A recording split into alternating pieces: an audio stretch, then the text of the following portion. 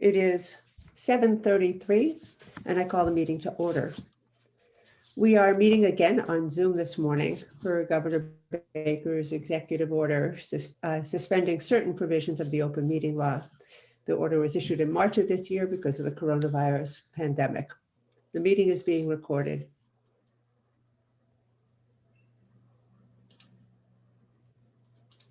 At the last meeting, I offered way to chat function. I didn't hear anything from at the meeting that was that caused a particular hardship, and I didn't hear anything afterwards. I would like to continue that practice and use the raised hand function when you have a question that you. Did you say something?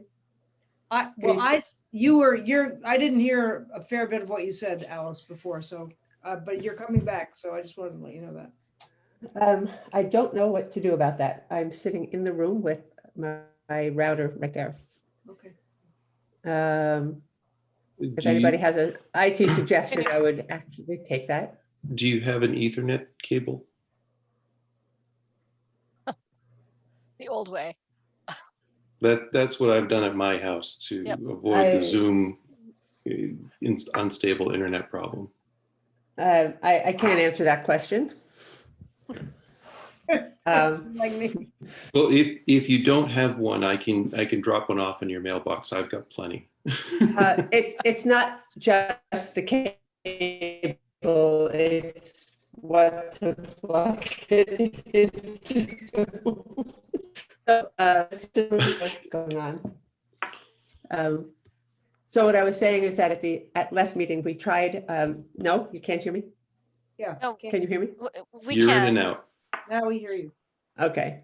So what I had just said is that at the last meeting I had opted to disable the chat function and would use only the hand raise function. And I didn't hear any objections at the meeting, and I didn't hear any objections following the meeting. So I assume that that's okay with everyone.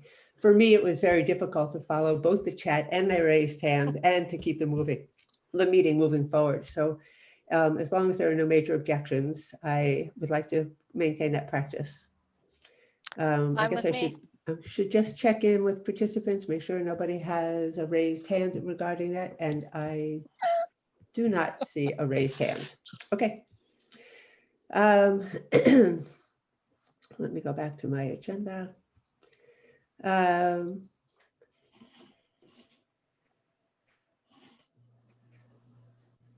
So today's meeting, the had a chance to take a look at that. The board had requested additional time to consider several aspects of the rate design that was included in last week's meeting. And at the end of that meeting, the board had requested that Cmlp prepare a revised tariff that updated the current time of use rate with the new revenue requirements. And those revenue requirements are consistent with the other tariffs reviewed and voted on at the last meeting by the board.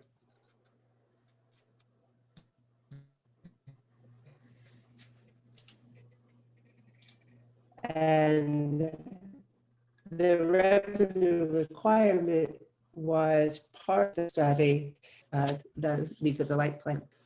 Our next meeting is December 9th. And hopefully we can set up a budget meeting as well before the end of December. We do, yep.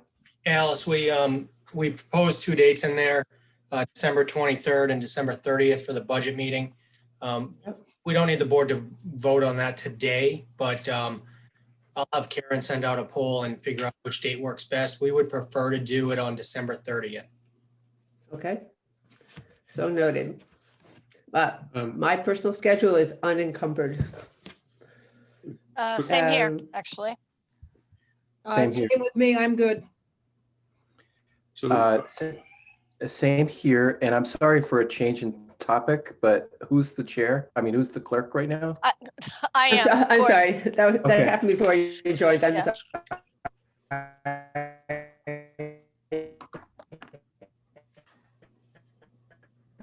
So But I think Alice's internet is frozen. Yeah, you can relax. Yeah. Thanks. Everybody not do December, go with December 30th for the budget hearing. When should we expect to get the budget books to review? Well, that's part of my director's update, so we'll get to that when we get into that. Great, thank you. So the next item, we have minutes to approve from October 20th, 2020. Do we? I believe we do, don't we? No, No, Oh, I don't think so. I'm sorry. I thought we had finalized those minutes. we did that last meeting. Okay, thank you. Yeah. Okay, Dave, for director's update, please. Wait, Gordon has a question. Oh, gosh. I hate this unstable internet. I'm sorry, Gordon. Sure. Alice, why don't you try turning off your video? That might take some stress off your system. It's a good idea. Yeah. I can do that. I don't understand why the system is stressed. Video makes a difference.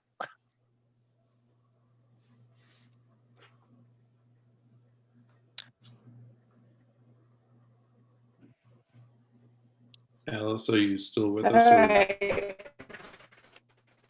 So Alice, I don't know. I mean, maybe you should call it. And I got dressed all frozen. Hello? Yeah. Can you hear me? Yep. Can you hear me? Yep, we can. I don't know what happened. I turned off the video and everybody froze. Yes, but you're much clearer now. I'm glad you Correct. think so, but unfortunately, the screen did freeze. Okay, so the next, Dave, you were going to do a director's update, unless you Yeah. did while I couldn't hear you. Nope, I didn't. Okay. A short update, and it's only been a week since we spoke last, but we are doing inventory this week. It's going well. We're probably 95% done. We'll run them through the system and then issue a recount. Once we do the recount, then the auditors will come in. I assume they're going to come in. They do usually, but with the pandemic, that may change a little bit. So they'll come in and take a look at the numbers, and then they'll do a second recount with the crews on certain items. And usually it's the big ticket items, high volume, high dollar value items. So far that's going very well. The budget, we have a lot of meetings set up for the budget for the 2021. So we did, as I mentioned earlier, want to set up the budget meeting itself.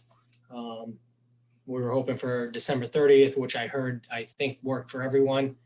We will verify that via email after the meeting, so we don't need to talk in detail about that.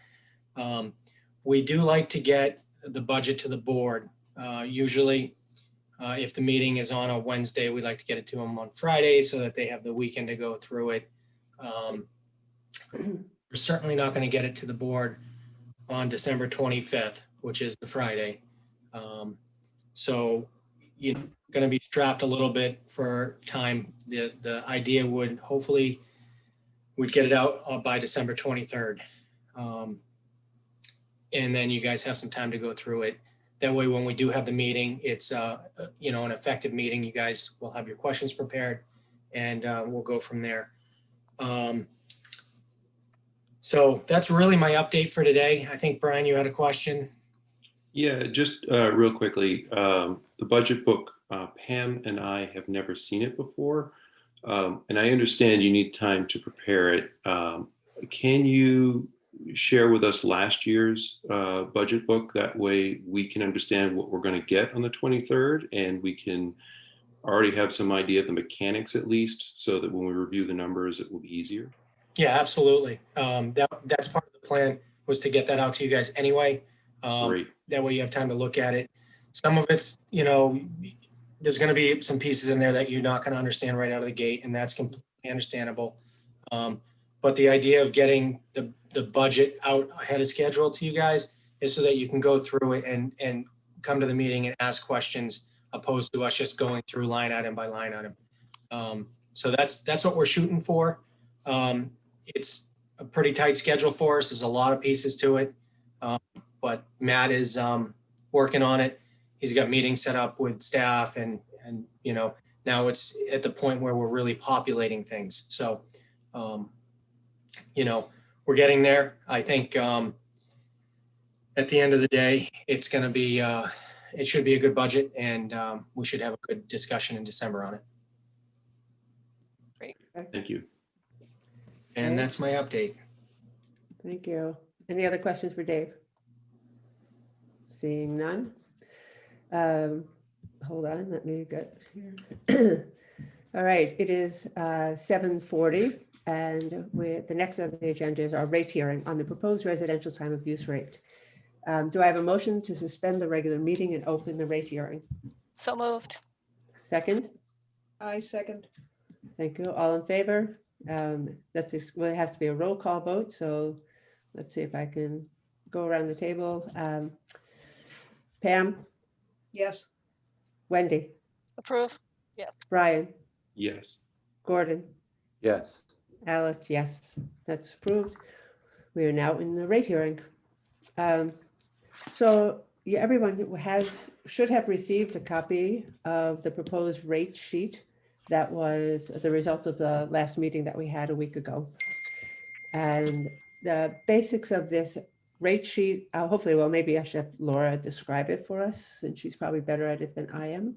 But we had asked Laura to go back, do a rate sheet that was more in keeping with the current rate sheet that we have, but updated with the financials that we need for covering the cost of the light plant. Laura? So if I could jump in, Laura, real quick first. So you guys got two rate tariffs. One is a red line version. One is a clean copy. We sent that out last night. It's what you guys asked us to put together to apply the cost of service study numbers to the existing rate. And that's what Laura has done. I want to give her some kudos. She did a big thing in a short period of time. So thanks, Laura. Great job. Thank you. Like me to share the redlined or the clean copy on the screen. Red line. I heard redlined. Red line is fine with me. I think it's nice to start with the red line because you can see where we're coming from. And if you look at that rate sheet, the previous DPU sheet, number 433, which is the active rate currently in place for the time of use rate class consisting of approximately 44 customers, has been edited to adjust it for the cost of service study results. And so you'll see the meter charge, as in all the other rates for residential rate class, and the small general service is going up from $12 to $16 a month. And then even though the meter charge is going up, and you might perhaps expect the volumetric charges to be going down, if you'll recall, the time of use was fairly under its cost of service in the study, and that's why its volumetric rates are going up. So the energy charge is consistent with all the other rate classes. That's actually going down from 0.07918 to 0.07347. And then the capacity, transmission, and distribution charges, which are all lumped together in this rate schedule, would be 15.7 cents on peak and 6 cents off peak. And then you have the clean version, which may be easier on the eye to see what you're actually approving, is simply the those changes accepted and the new rates put in place. Thank you. All right, I'm going to open it to the board first for discussion. Anybody have particular comments about the revised rate sheet as shown on the screen and that you received last night? Gordon has his hand raised. Okay. Hi. Thank you. Yes, thanks, Laura. Could you explain again why the energy cost came down? You just said it. I'd just like to hear it again. Sure. All rate classes are being assessed the same energy charge, whether it's residential, small, general service, medium, or large. And it reflects the actual expected cost of power, which, as you may recall, Gordon, used to be somewhat lower, went up for a period of time, primarily due to capacity costs increasing in the market. Those capacity costs have come back down again. And actually right now, energy prices, variable energy prices in the market are quite low, just due to supply demand market forces. So the energy prices, fortunately for us, have come down a little bit. This does include the cost of renewable energy certificates. So energy came down actually even more. And then the renewable energy prices added a little bit back to it, but it's still lower than what it was before. That's excellent. My comments on the rate are thank you for scrambling this week to pull this together. I really appreciate it. You know, I felt that the board needed more time to talk about the new structure, and this is an update to the old structure to make us compliant and allow all those approved rates to go through. So thank you. I think it looks great. Yeah, and I think to your point, Brian, there's going to be a larger discussion on time of use when we start talking about time of use with an opt-out across the board. And, you know, that's to come. Obviously, we need new technology for that to happen, and we don't have that right now, and we're working on it. But there's going to be a larger discussion on that. Baker Tilly did look at that, as you guys should be aware. But this is exactly what you guys asked us to put together. So. Are there any other questions about this rate? Alice, it's Wendy. I just have a comment, and I appreciate us putting this rate together. I do think that the board needs a little more time to understand the originally proposed rate structure.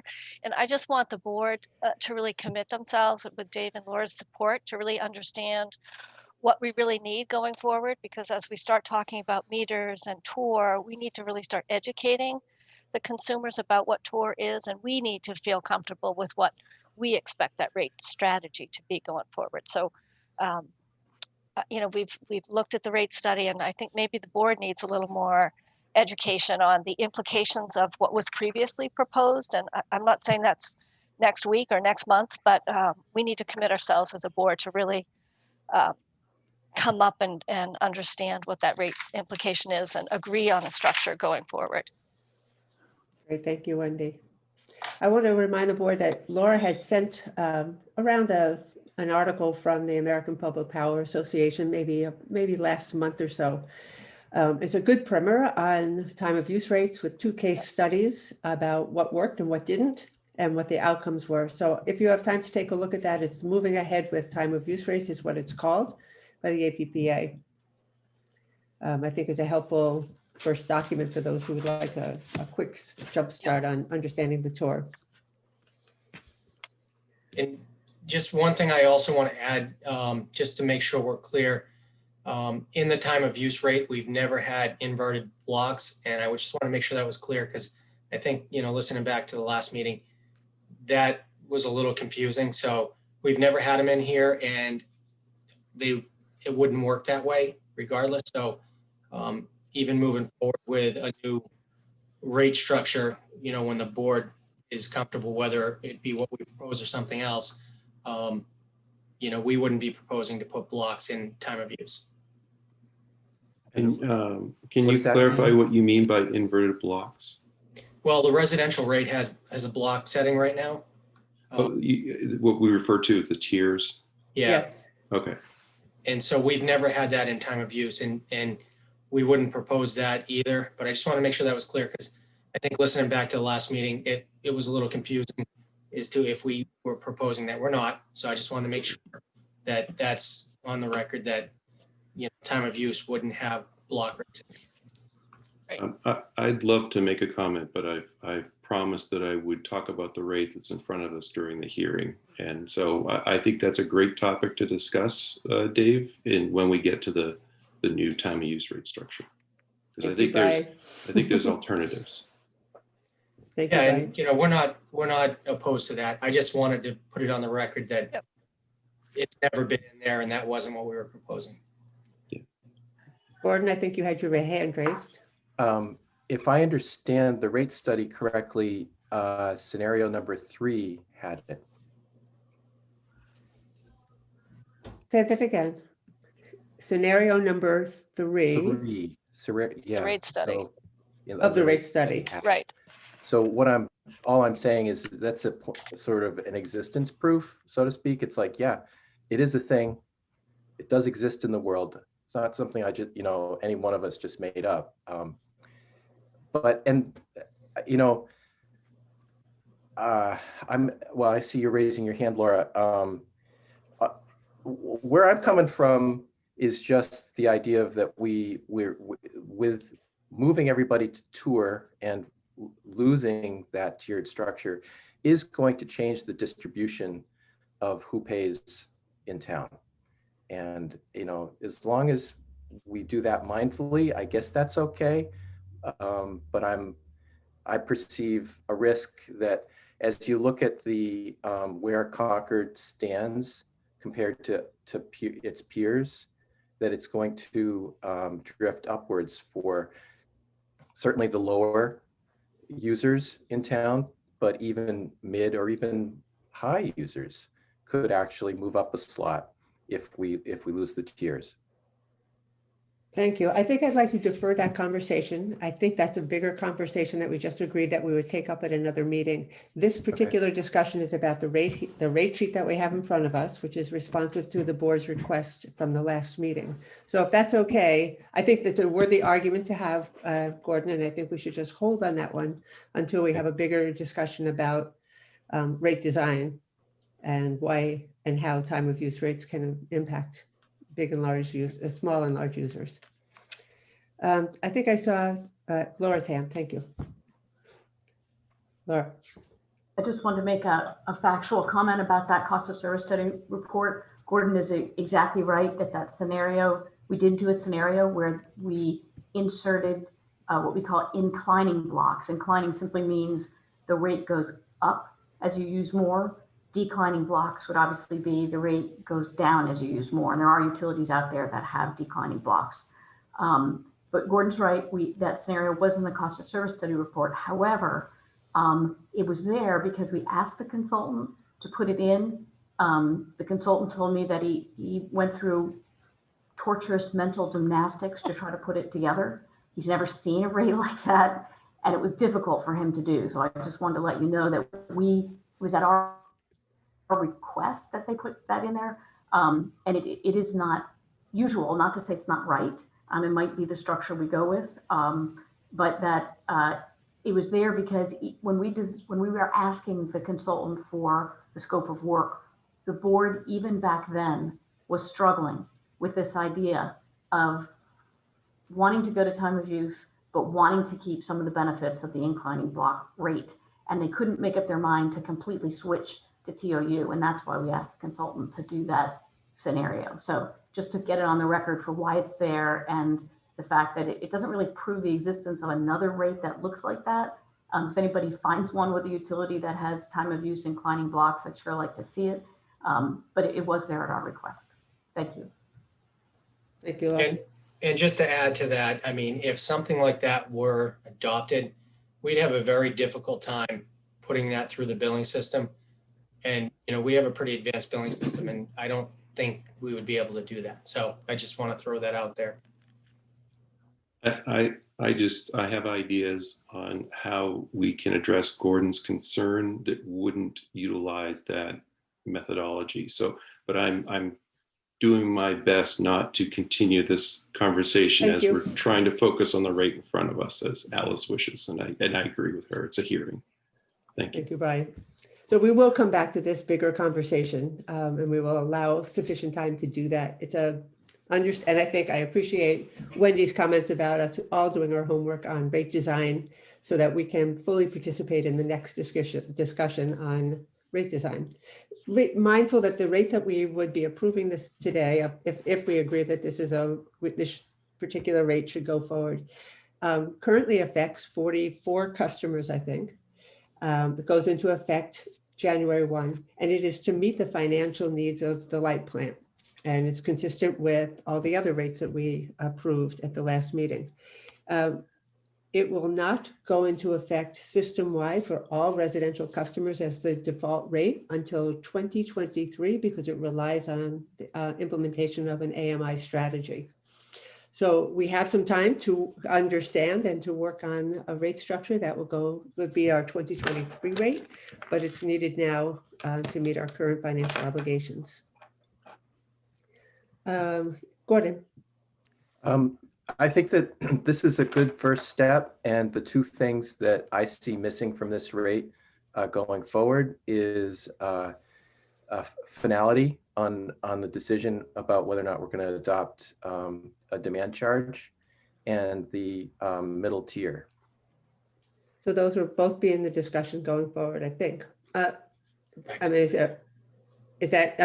what I heard at the last meeting, we wanted the new rate that we would discuss today and propose to be most closely aligned to the current time of use rate. And I believe that this meets the obligation. I understand we do have much bigger questions that will be taken up at a later date. Demand charges, inclining blocks if we want to continue the conversation, winter, summer rates. This, as you notice, the rate that we looked at last week had seasonal rates. This one does not. It simplifies it as it currently exists in our time of use rate structure. I see it, Gordon. Okay, sorry. And the other thing is net metering, bringing in solar into this somehow. Okay. So- All will be taken up. Okay, Yeah. so sorry, I'll stop talking about the future year and focus myself on this. And I'll just say, this looks fine. I'd like to go with this. Okay. So let's see, I do see a hand raised from the attendees. Are we ready to take comment? Have the board all opined on much as they can? Okay. Carlin. Did I have a So- question? So you start allowing people to comment, and then just as a point of order, when we're done with that, you guys Go should back. take a roll call vote, come out of the rate hearing, and then vote, Vote. pass the rate. So I'm going to allow Carlin to speak. She's muted. Oh, Thank you very much. This is Carlin Reed, 83 Wits End. I understand this new rate will affect just 44 customers starting in the year 2023. Yep. For those 40, Nope. okay, that's, all right, when does it start? January 1, 2021. Okay, all right. And there are 44 existing customers on the existing time of use rate. Got it. Let me get to the point of the question. For those 44 customers or whoever's on the time of use, if I were to try to explain to them, your rates are going up by X percent or X dollars, what's the best way for me to explain that? Do I use, say if you use 400 kilowatts? Okay, Brian. Maybe Do you Laura mind if I give it a shot? or Laura should. Laura, yeah. Laura, would you like to? So Carlin, your question is, you want to know how many dollars per month the rate would be going up? Or why is the rate going up? No, Explain not it. why. I don't need to know why. I understand that part. I think I can explain the part. It's how much, which is because that's really the point of the conversation that I will be having. Okay, so let me just do a quick calculation here. Thanks, appreciate it. And so for somebody using, say, 400 kilowatt hours a month, their volumetric rate would be going up $9.72, and then the meter charge is going up $4. So that'd be 13, almost $14. Okay, that's understandable. Thank you very much. And just to talk to Carlin's point there a little bit, I'll remind the board that in 2019, we lost over $350,000, and in 2020, we're going to lose as well. So the cost of service study is really, it was done. The rates need to be adjusted so that we don't continue to lose money. We don't make a lot of money generally. Usually it's about 1% or 2% that goes into the reserve funds, but that's why we need to do this across the board. So Dave, just to be clear, for this rate customer today, they're not currently paying the full cost of the service they're receiving. Correct. That's Right, correct. so let's just be really clear about that, right? Right. Yep. That's the more Which- important issue. And that was one of the points of having the cost of service study as we Right. looked across over the last year, that some sectors were not paying their full share. And that would have generally been my answer, is that we did a cost of service study. The methodology is the same. The rates have changed because we need to collect more to offer the same kilowatt hour. Right. All right, I see no other hands raised from attendees to the meeting. Does anybody else on the board have anything else they'd like to raise? Wendy, was that a, No, I was going to make a motion that we exit the rate hearing at this time. that's great. Do I have a second? Brian Oh, wait. seconds. And requires a roll call vote. Gordon, you have a hand raised. Yeah, if you could just bear with me for a second. I wanted to read to you something that a former board member wrote about this. And, he said that he recognizes the point that I'm trying to make, but he said, however, all customers need to become aware that the mere ability to receive electricity wherever one wants is a base cost. Anyway, he basically spoke in favor of a tour without any inclining rates. He didn't speak specifically about this, but I think he would be in favor of what we're doing here. Okay, thank you. I believe at this point we have a motion on the table to close the public hearing. I heard a second, and we're about to take a roll call vote. I'll start with who I see on my screen. Gordon? This is- Aye. Okay, Brian? Aye. Wendy? Aye. Pam? Yeah. Alice? Aye. All right, the rate hearing is now closed, and the board can continue deliberation and vote on a rate hearing. Is there anything else anybody wants to add to the conversation at this point on the existing rate that's in front of us that we are ready to vote on? Is there anything else regarding this particular rate? I see no further comments. Are we ready to take a vote? Alice, Yeah, just for clarification, I don't see any comments from the public at this time either. great. Thank you for checking. Okay, do I have a motion on the tariff? Wendy? So I move that we adopt the rate R1 tour time of use rate proposed as Mass DPU 440 effective January 1st, 2021. And do I have a second? Second. Brian? Okay, this requires a roll call vote. I'll start again looking at my screen. Gordon? Yes. Brian? Yes. Wendy? Yes. Pam? Out of deference to all the work that's been done, and because I'm new, I'm just going to abstain because I respect the complexity of this, because I haven't been in the discussions over the last period of time. Thank you. And Alice says yes.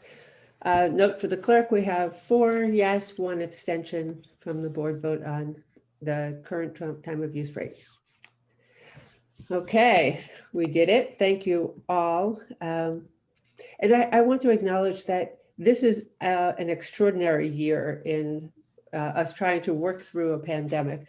Most often, most other years, we would have had new board members starting in May who would have had months of discussion around the rate structure and rate design before it came to a vote of the board. Unfortunately, we have 2 new board members this year who were just thrown into this at the last end, at the tail end of a year-long discussion and debate and study from the cost of service study. So I hope you all understand the extraordinary circumstances we've all been under.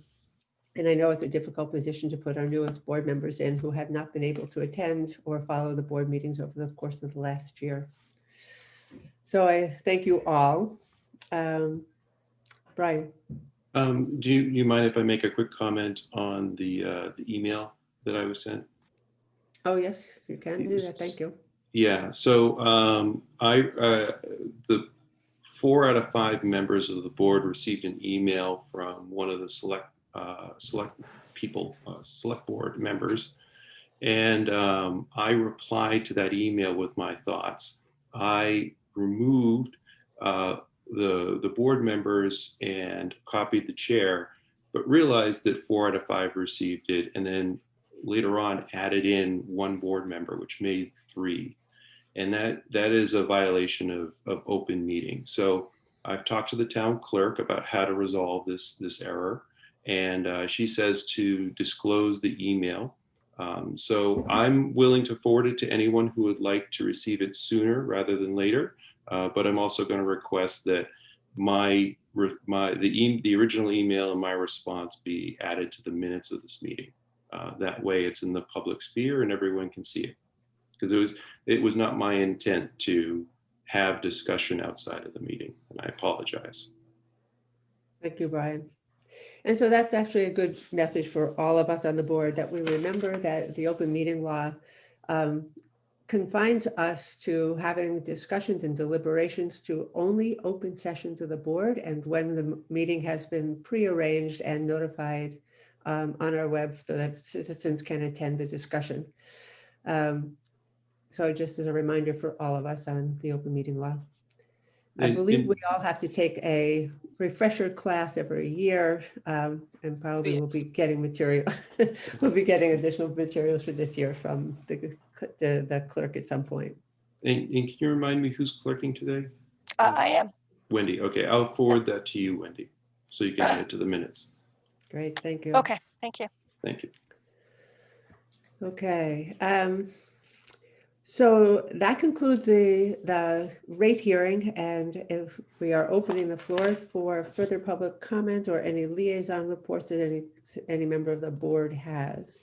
So first of all, let me ask this, does the board have any updates from meetings that they have been in attendance?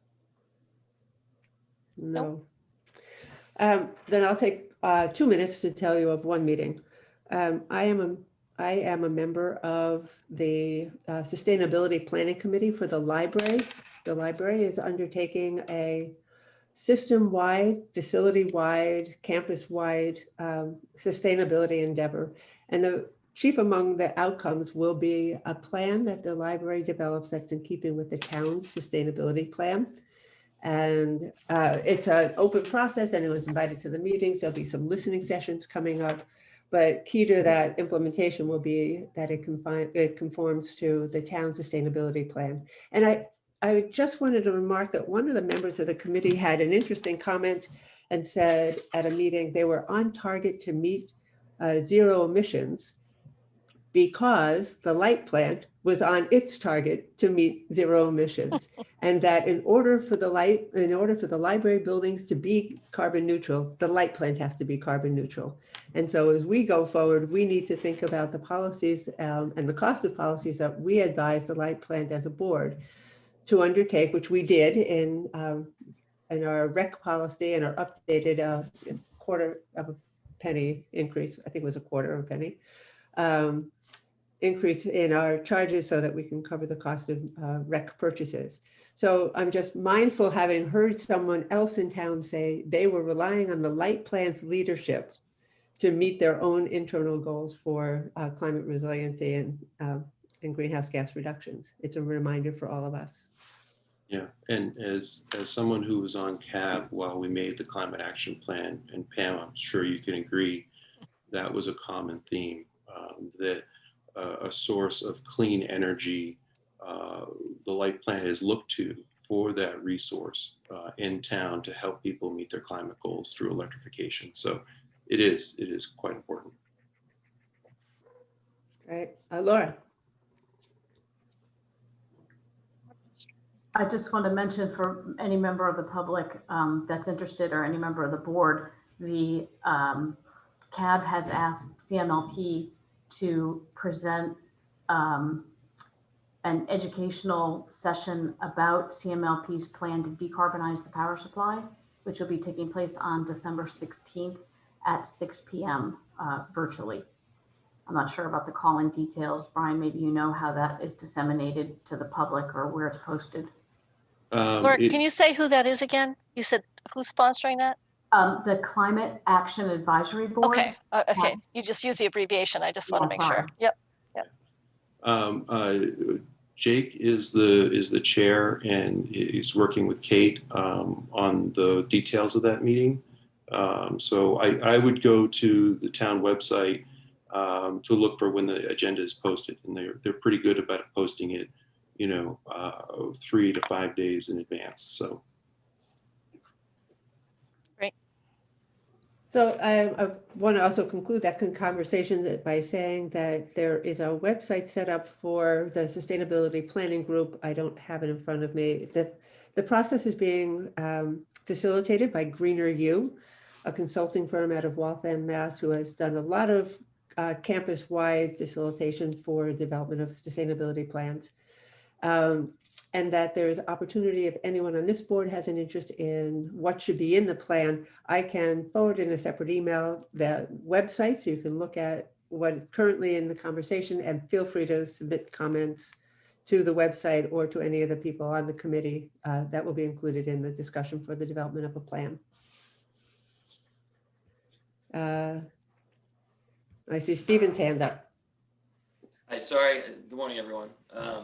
So maybe I'm just caught up in the holiday spirit, but I did want to say thank you to Dave and his team and the board for their work on setting the rate structures at the conclusion of what has been a very long cost of service study and rate restructuring process. And so this is one of those things, I think, that, there's no development aphorism that says that the best day of the project is the first day you hear about it, not the completion date. So I can see on all your faces that even though the completion of the rate approvals should be some cause for celebration, it's been a long road. So I do want to congratulate you for getting there and having it be a very open and thoughtful process. So thank you for doing all that. And like I said, thanks to Dave and his team for really, I think, putting a lot of effort into giving the board the pieces it needs to make to discuss and make decisions, and then also being responsive to the board's input as that has gone along. And the other thing I want to say is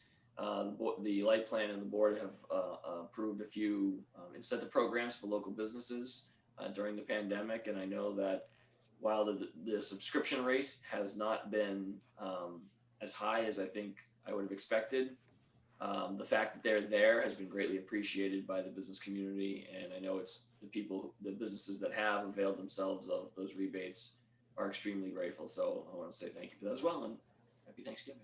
Great, thank you, Stephen. Gordon. Yes, Steve, I'd also like to point out that this set of rate changes includes some relief to local business. Yeah. Small. Right. Yeah, no, Gordon, I did note that in Okay. what's the The last decrease. Thank you for pointing that out. Yeah.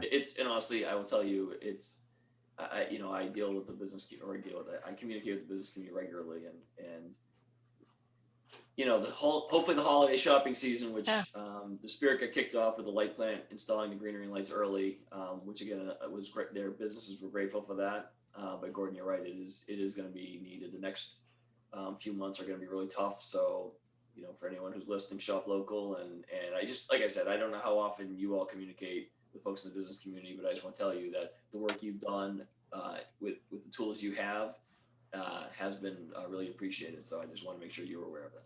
Great, thank you for that. I see no further comments from the board. I see no hands raised from our participants. Which case I think we are ready for a motion to adjourn. Wendy. So moved. Nope, Oh, I was there going we to go. say so moved. There you Oh, go. you were getting anxious there. Excellent. Do I have a second? I second. Pam. All right, the roll call vote, please. I'm again going across my screen. Gordon. A Yes. motion to adjourn. Yes. Brian. Yes. Wendy. Yes. Pam. Yes.